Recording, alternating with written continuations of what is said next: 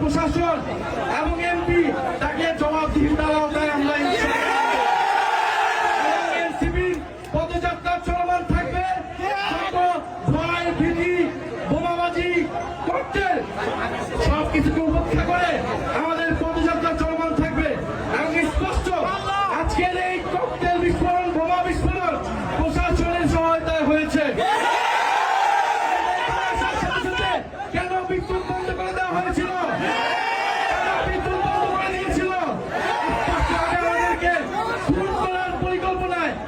বোমা বিস্ফোরণ করা হয়েছে।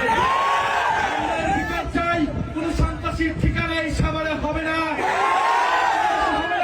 যারা গণহত্যাকারীদেরকে প্রশ্রয় দিবে, যারা সন্ত্রাস চাঁদাবাজি খুনিদেরকে প্রশ্রয় দিবে, যারা দুর্নীতিবাজকে প্রশ্রয় দিবে, তাদের পরিণতি আওয়ামী লীগের